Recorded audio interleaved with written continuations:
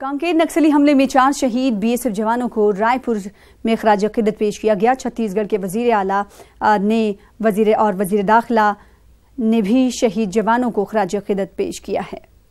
तो कांकेर नक्सली हमले में 4 शहीद बीएसएफ जवानों को रायपुर में खराज अकीदत पेश किया गया है। छत्तीसगढ़ के वजीर आला भूपेश बघेल और वजीर दाखिला ने भी शहीद जवानों को खराज अकीदत पेश किया है।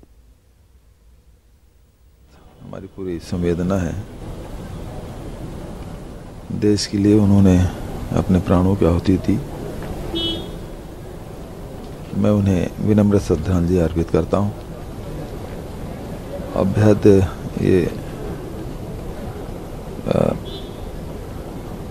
दुखद इसलिए भी है कि जो कैंप है उसे केवल 500 मीटर की दूरी पे ये घटना, जो पुल बन रहा था उसमें रेगुलर आते जाते रहे हैं और वहाँ घात लगा बैठे नक्सलियों पे हमला कर दिया।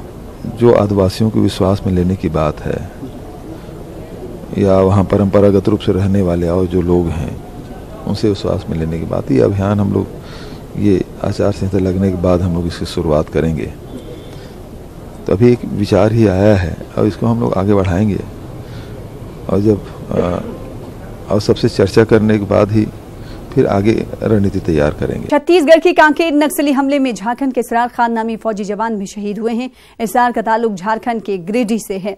इसरार की शहादत के बाद घर में मातम का माहौल है।